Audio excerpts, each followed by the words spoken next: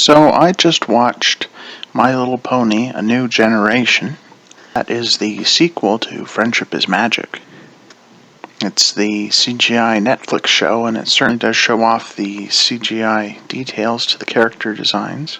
Very different, but they make it a very clear point that this is the same world, the universe of Equestria the previous series took place in.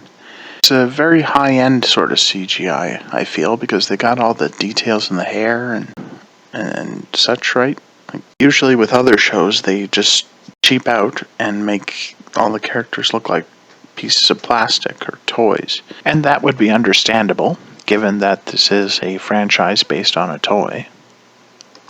In fact, the hair is sometimes just chunks of plastic-looking stuff. A few things I don't quite understand. They make it a point of saying that the magic has disappeared from the world. The Pegasi can no longer fly, and unicorns can no longer do magic. It would imply to me that ponies have all become more similar. They now have more in common with the Earth ponies. It makes it all the more puzzling that there would be this divide, how they've now become segregated again. Really strange to me because, they have more in common now. Details seem uncorrelated to one another. Like, the disappearance of magic would not affect their ability to cooperate with one another. But as it goes to show, it's all more metaphor and sort of thing, and cooperating together is what really brings the magic back into the world. Even though now I think they have more differences between them now. Magic is restored, there is more of a difference between the different pony types. As we see in the Earth Pony section of the world, Maritime Bay, as it's called, the entire economy seems to revolve around creating propaganda against the other pony types. The world sure has changed since the days of Twilight Sparkle and the gang.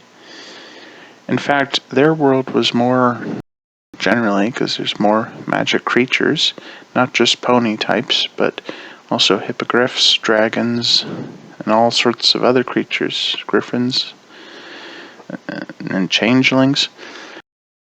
This current iteration of the series seems to be devoid of all those fantasy creatures, and it's odd that they have become so segregated, because at that point, there were practically a United Nations of differing peoples and such cooperating. There's the Yaks of Yak-Yakistan, the Changelings, the Crystal Pony Empire, the Kingdoms. It was a very big world and had lots of dense lore, I felt. But what it's become is something quite different. Very, very different.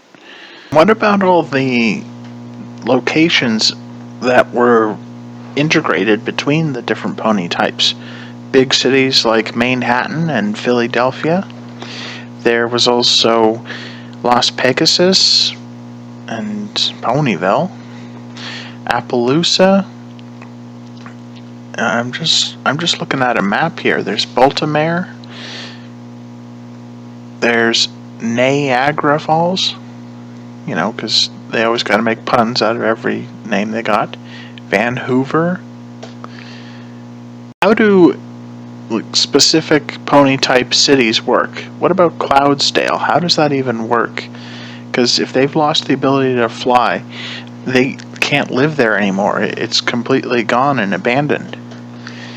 That place was like the Flying City, made out of clouds. It was like, Columbia from BioShock of its time, but for Pegasi. But how are they going to live there? It must be abandoned and a relic of the past, somewhere flying in the sky. And what about Canterlot? That's their capital city.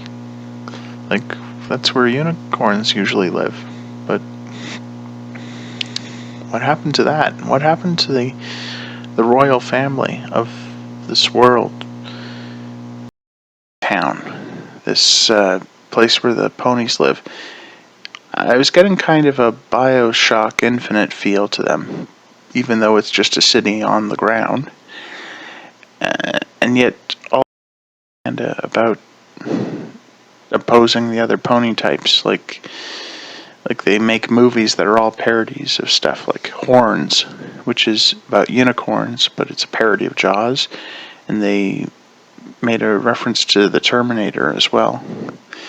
In some ways, this feels like the transition between G1 to G2, whereas G1 was all about a fantasy adventure world, and G2 was a slice of life reality sort of story, but involving anthropomorphic ponies instead of people.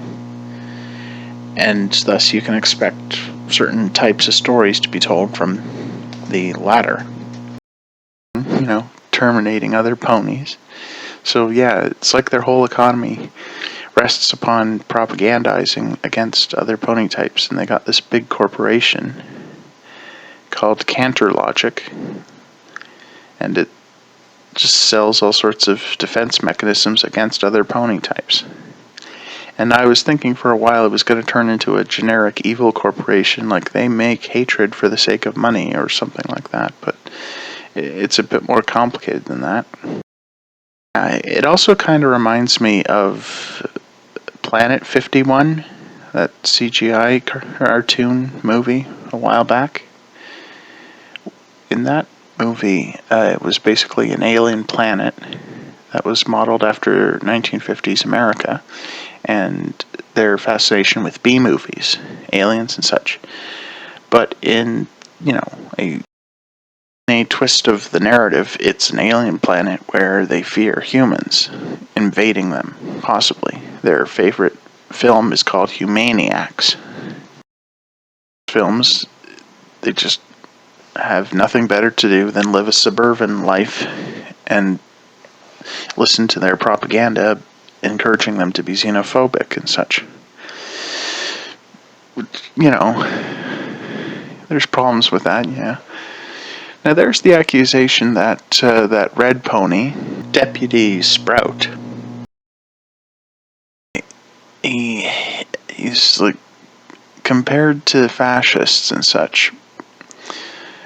And there's been complaints of Nazi imagery and such in the film, which is ironic because, if you do consider them the bad guys, I mean, that's the point. That's what the writers of the movie are trying to convey, so invoking that iconography for the villains makes sense, but apparently that offends people online on Twitter, even though they already say they're against that sort of thing. It's like, are you paying attention? Are you putting your brain cells together? Anyway, I was getting more of a Muammar Gaddafi rather than Adolf Hitler, but that's nothing. That's beside the point. He uses what supposedly is supposed to be a giant mechanized pony, which is a neat idea. I think I kind of imagined something like that when I was first watching MLP. Anime sort of thing, and more like just one big tall truck that can kind of shoot projectiles. And there's another thing. The projectiles are all just basically balls of slime. They're basically just using paintballs and water balloons at their enemies. There's nothing lethal there. And that's really strange, the low stakes of it all. They're trying to restore the world and reduce conflict in the world, but the only conflict they have is basically, water balloon fights. In the original series, there was a definite fear of death. They realized there is danger in the world, especially with, fantasy monsters roaming around. And yet that danger doesn't feel present in the series. A sense of danger that there could be lives lost if things go bad, because they've encountered beasts that intend to eat the ponies, and some can petrify them through magic and such, and all sorts of other terrible things. So yeah, there were higher stakes in the original series than there are in this new film. But I did like the visuals of it and some of the architectural aesthetics.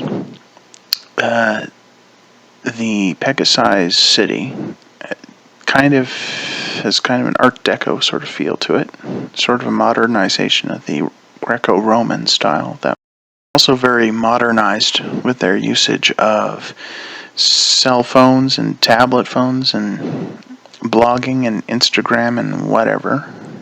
There's this one pony who seems like the super celebrity influencer whatever's, but I'm just not into that stuff, so I can't really relate to these stuff kids do these days. Yeah. And then there's the Unicorn City, which is in the forest and covered with crystals, but everyone seems to be just a big depressed loser over there.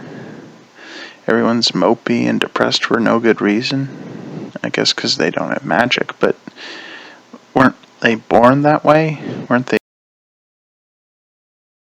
they just sort of accept it as a way of life? The earth ponies seem far more industrious than the unicorns, and that's always been a theme. The main point I have about this is that it doesn't quite understand the complexity and the depth that an issue of prejudice has. Like, Zootopia handled this much better because it understood that where prejudice comes from, where distrust and mistrust and bigotry comes from.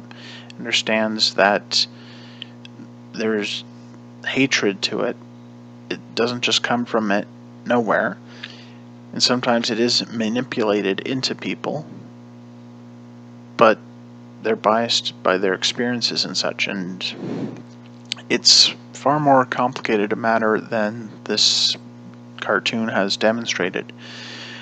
My Little Pony: A New Generation doesn't exactly handle like the logic behind prejudice, like how it happens. They seem to think it's just one angry mob gets into existence because someone with authority commanded them, and it's far more complicated than that. Like, well, to compare another series, X-Men, a conflict between humans and mutants, there is genuine concern on behalf of the humans because there are dangerous mutants out there and they have superpowers. They have abilities that make them more potentially dangerous. And oddly enough, that would be a similar allegory between the superpowered unicorns and Pegasi compared to the Earth ponies, but in this version, they don't have their powers anymore, so how does that work logically?